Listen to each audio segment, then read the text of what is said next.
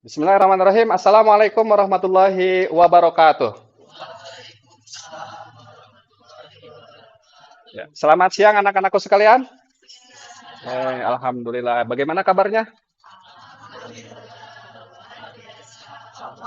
Alhamdulillah luar biasa. Allahu Akbar. Kelihatan sekali semangatnya. Sebelum kita mulai pembelajaran pada hari ini, kira-kira siapa yang tidak hadir semua?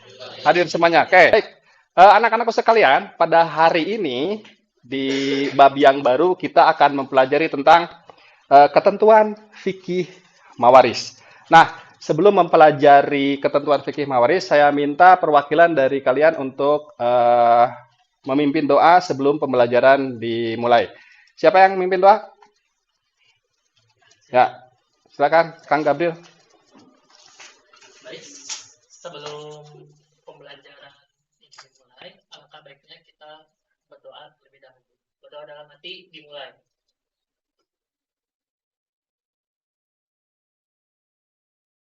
Dicukupkan. Ya, terima kasih Kang Gabriel yang sudah memimpin doa. Nah, ini karena kita di jam siang, kita akan mencoba untuk memusatkan perhatian kalian agar fokus terhadap pembelajaran. Silahkan berdiri sebentar, fokus ke mengasah otak kita semua agar fokus pada hari ini dan fokus ke pembelajaran pada hari ini. Silakan berhadapan-hadapan. Berhadapan-hadapan. Nah, yang tidak ada silakan memperhatikan temannya bagaimana cara fokus untuk mengasah otak kita agar fokus terhadap proses pembelajaran. Permainannya adalah tangkap ganjil, lepas genap. Oke, tangkap ganjil, lepas genap. Silahkan posisinya seperti sedang bersalam-salaman. Nah, tapi tidak kena. Nah, silahkan tentukan oleh kalian mana yang ganjil, mana yang genap. Sudah? Nah, silahkan diskusi dulu mana yang ganjil, mana yang genap. Oke? Siap? Sudah ditentukan mana yang ganjil, mana yang genapnya? Oke? Jika saya menyebutkan angka ganjil, maka yang bertugas angka genap atau yang sudah didiskusikan tadi, saya angka genap, silahkan tangkap tangannya yang ganjil. Oke, siap? Oke, contoh misalkan 33. 33. Oke. Ya, sekali lagi. Siap. 27 bagi 9. Hitung. Ayo hitung. 27 bagi 9, ganjil atau genap? 27 bagi 9, ganjil atau genap? Ganjil, berarti harus ditangkap yang ganjil. Lagi, satu lagi. Oke, silakan duduk kembali, tepuk tangan untuk kita semua. Oke. Sebelum kita melanjutkan, saya minta satu orang yang membacakan Al-Quran yang berhubungan dengan pembelajaran hari ini. Ini dari Ahwat saja, dari Ahwat. Ya, Neng, baca Neng. Yang ini.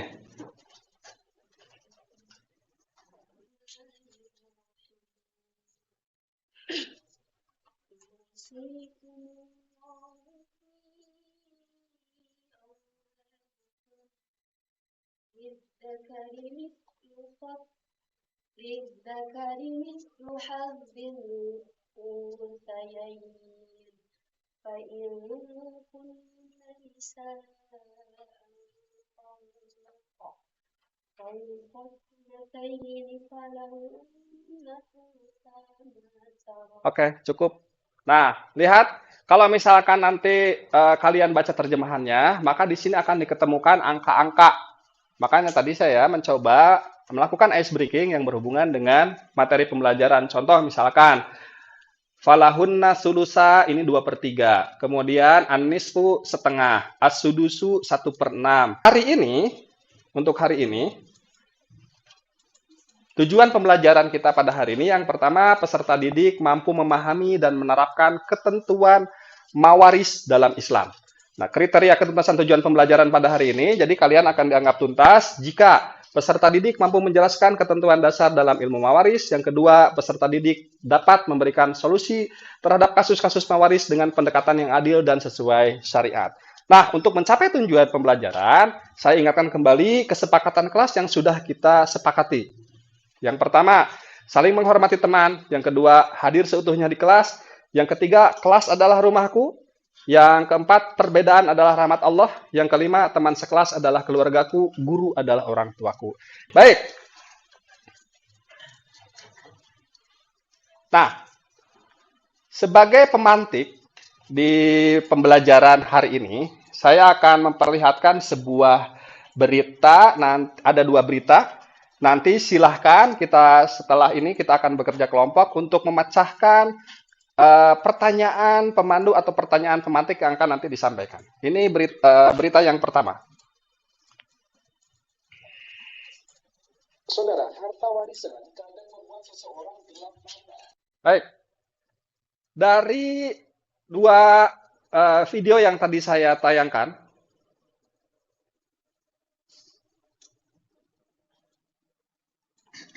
kira-kira benang merah dari 2 kasus tersebut, kasusnya tentang apa? Tentang harta warisan atau tentang sengketa pembagian warisan. Nah, inilah nanti yang akan kita bahas. Kenapa 2 kasus tersebut bisa terjadi? Oleh karena itu, kita akan berdiskusi terkait dengan pembagian harta waris yang mana di dalamnya terjadi sengketa. Nah, agar tidak diskusinya kemana-mana, saya akan berikan pertanyaan pembantu. Nah, ini pertanyaan pembantunya. Mengapa kasus perebutan warisan bisa terjadi seperti yang ada di video? Yang kedua, apa yang akan kalian lakukan jika seandainya kasus sengketa waris itu terjadi di keluarga? Yang ketiga, apa yang harus kita lakukan agar kasus sengketa waris tidak terjadi di keluarga kita? Nah, ini petunjuk pengerjaannya. Ya, yang pertama, perhatikan dan cermati video yang sudah ditayangkan. Yang kedua, jawaban ditulis bisa menggunakan PPT atau infografis. Jadi nanti silahkan buka di komputernya secara berkelompok, bisa menggunakan Canva atau bisa menggunakan PowerPoint. Nah, kemudian perhatikan rubrik penilaiannya. Nah, ini rubrik penilaiannya. Nah, ada 5 aspek yang akan saya nilai di dalam nanti presentasinya. Pemahaman materi, pemecahan masalah, kolaborasi kelompok, presentasi dan komunikasi, tata letak dan desain. Nah, saya harap nanti di kerja kelompoknya semuanya berkontribusi memberikan ide terhadap kelompoknya. Jadi kan duduk sesuai dengan kelompoknya yang sudah dibagikan. Nah, silakan kalian diskusikan untuk menjawab pertanyaan pembantu ini. Sekali lagi bisa dalam bentuk PPT, infografis, ya, ataupun nanti PDF, terserah. Nanti saya minta semua kelompok hasilnya dipresentasikan di depan. Nah, silakan berdiskusi. Untuk waktu diskusi 70 menit, kemudian nanti 40 menit kita gunakan untuk presentasi masing-masing kelompok. Siap ya? Oke, silakan diskusi. Oke. Sudah? Sudah sampai mana? Coba lihat. Terus. Oke. Coba yang pertanyaan pertama. Oke. Mengapa kasus menurut kalian gimana itu? Karena ketidaktahuan. Berarti mempelajari ilmu warisan itu penting. Oke, sip, bagus. Cik, menurut kamu apa yang akan kelompok kamu lakukan supaya di keluarga tidak terjadi sengketa? Dibagi rata? Enggak lah.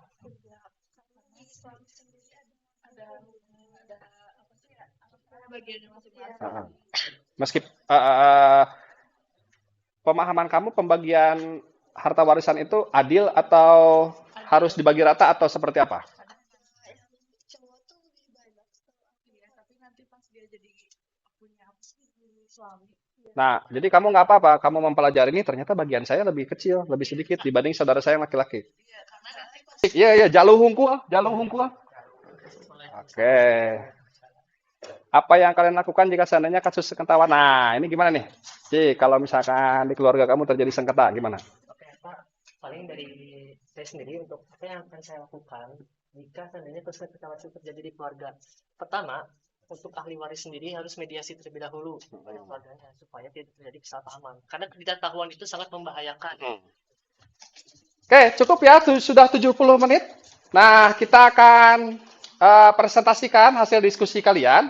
Nah, ingat kesepakatan kelas kita, hormati teman yang sedang berbicara. Artinya ketika ada teman kalian yang sedang mempresentasikan, kalian tolong perhatikan. Kemudian nanti di akhir kita akan memberikan umpan balik terhadap presentasi yang dilakukan oleh kelompok yang lain. Nah,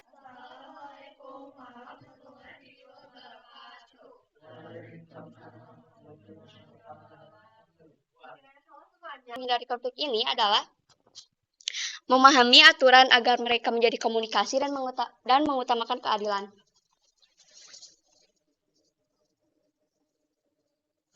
Selanjutnya ada soal yang nomor 2. Apa yang akan kalian lakukan? Apa yang akan kalian lakukan jika seandainya sengketa waris terjadi di keluarga kalian? Jika sengketa waris terjadi di keluarga saya sendiri, saya akan terlebih memahami aturan hukum dan agama, lalu mengajak keluarga saya berdialog secara terbuka untuk mencari solusi bersama. Saya akan mengutamakan keadilan mencegah keserakahan dan jika diperlakukan melibatkan mediator dan terang. Prioritas utama tetap menjaga hubungan keluarga agar tidak terpecah karena harta. Selanjutnya, apa yang harus kita lakukan agar kasus tidak terjadi di keluarga kita? Itu dengan dibuat wasiat yang jelas sesuai hukum dan agama, terus menjaga komunikasi terbuka antar anggota keluarga, serta memastikan pembagian dilakukan dengan adil. Penting juga untuk mengedukasi semua pihak tentang hak-hak ahli waris dan mengutamakan kepentingan bersama daripada konflik pribadi. Oke, jadi kesimpulan yang bisa kita ambil di sini adalah agar konflik ini tidak terjadi di keluarga kita, maka kita harus membuat keluarga kita itu mengerti akan hak-hak waris ini. Maka dari situ kita nggak akan ada namanya pertengkaran sampai masuk ke jalur hukum. Gitu. Oke, terima kasih.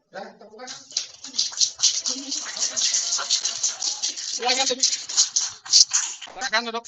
Bagus ya. Tadi saya garis bawahi satu.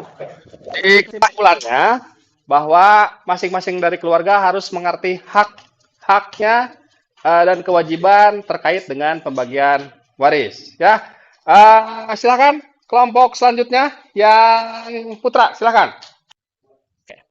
Assalamualaikum warahmatullahi wabarakatuh.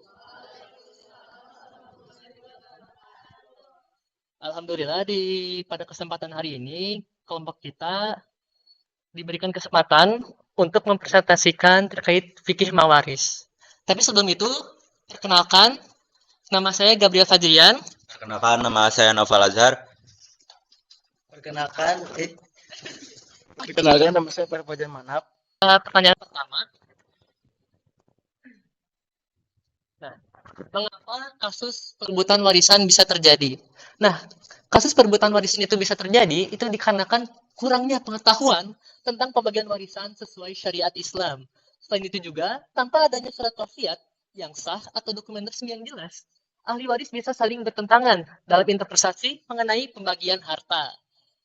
Nah itu tadi ya teman-teman terkait 3 pertanyaan yang diajukan oleh guru kami, dan kita simpulkan bahwasannya sengketa waris ini ada karena ketidaktahuan. Maka dari itu kita semua, khususnya yang berkeluarga sendiri, harus memahami betul karena sengketa waris ini terjadi adanya ketidaktahuan dari salah satu pihak yang ada pada keluarga tersebut. Begitu saja presentasi dari kelompok kami. Terima kasih telah memperhatikan. Wassalamualaikum warahmatullahi wabarakatuh.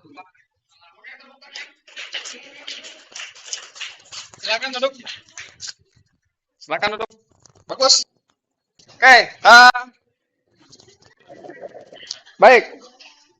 Dari presentasi yang tadi sudah disampaikan oleh teman-teman kalian dan juga tadi umpan baliknya yang sudah disampaikan itu sangat beragam sekali. Mari kita simpulkan pembelajaran yang kita lakukan pada hari ini. Tadi dari kelompoknya Najwa mengatakan bahwa kita harus menghormati hak dan kewajiban. Nah, kemudian dari kelompok yang terakhir bahwa sengketa ini terjadi karena ketidaktahuan. Nah, itulah kata kunci pembelajaran kita pada hari ini. Bahwa kita harus menghormati hak dan kewajiban. Kak, saya mau tanya, apa hak kita sebagai anak? Mendapatkan uang jajan, apalagi? Mendapatkan kasih sayang. Lalu kewajiban kita sebagai anak apa? Nah, berbakti kepada kedua orang tua dulu. Berbakti dulu kepada kedua orang tua, baru kita akan mendapatkan kasih sayang. Oke, bukankah di dalam surat Al-Fatihah jelas ya, kita sering diucapkan tapi kita pemahamannya agak kurang mendalami. Iyyaka na'budu wa iyyaka nasta'in. Hanya kepadamulah kami menyembah dan hanya kepadamulah kami meminta pertolongan. Nah, sebelum Bapak tutup pembelajaran pada hari ini, kita akan melakukan refleksi pembelajaran seperti biasa. Nah, refleksi hari ini kita akan menggunakan mode 4F. Mode 4F, yang pertama, fakta, feeling, finding, future. Yang pertama, fakta. Apa kesulitan atau hambatan yang ditemui selama pembelajaran? Ada yang mau mencoba? Apa kesulitan atau hambatan yang ditemui selama pembelajaran? Ya, apa kesulitan? Kamu ada kesulitan nggak selama proses pembelajaran? Apa? Oke, bagus. Kurang memahami Al-Quran, An-Nisa ayat 11 dan ayat 12. Ya. Bersama-sama kita bahas ya. Quran surat An-Nisa ayat 11 ayat 12 di pertemuan selanjutnya. Bagus. Feeling. Bagaimana perasaan kamu saat menjalani proses pembelajaran? Apakah senang, galau, marah, hoream, dan lain sebagainya? Silakan, ada yang mau mencoba? Ya. Ah, itu tuh dulu, yang paling belakang. Yang paling belakang. Apa perasaan kamu selama mengikuti proses pembelajaran? Kenapa senang?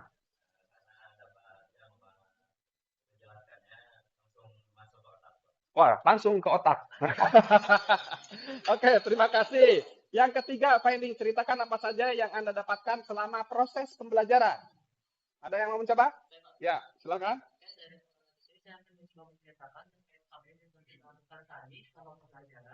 Yang pertama kita disuguhi oleh video terlebih dahulu terkait sengketa warisan. Dari sini saya tidak memahami terkait sengketa warisan dan bahkan belum mendalami dari permasalahan itu sendiri.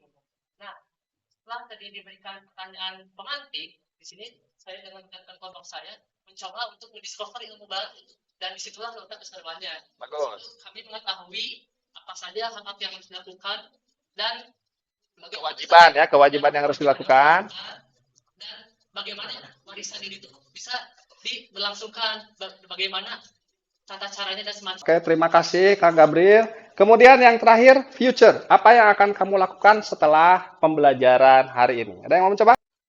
Ya, bagus. Itu yang paling penting ya. Kita akan mengedukasi keluarga kita, baik yang sekarang ataupun nanti di kemudian hari terkait dengan pembagian harta warisan. Ingat, oke, terima kasih semuanya. Pembelajaran hari ini kita akan tutup, tapi sebelum kita tutup, ada ide nggak untuk pembelajaran berikutnya? Apakah mau jungkir balik atau seperti apa? Pembelajaran tentang terkait dengan pembagian warisan. Oke, ada ide nggak? Mudah-mudahan bisa. Ya, silakan. Dipraktekkan contohnya seperti apa? Misalkan, oke. Saya ngerti. Dipraktekkan saja, Pak. Oke, untuk minggu depan bagaimana kalau kita langsung praktekkan di keluarga masing-masing? Baik, kita akhiri pembelajaran pada hari ini. Mudah-mudahan apa yang kita pelajari pada hari ini bermanfaat, khususnya bagi kita dan juga untuk keluarga kita masing-masing. Kita akhiri dengan membaca doa Subhanaka Allahumma Rabbana wa bihamdika asyhadu an la ilaha illa anta astaghfiruka wa atubu ilaik. Terima kasih, tepuk tangan untuk kita semua. Billahi taufiq wal hidayah. Assalamualaikum warahmatullahi wabarakatuh.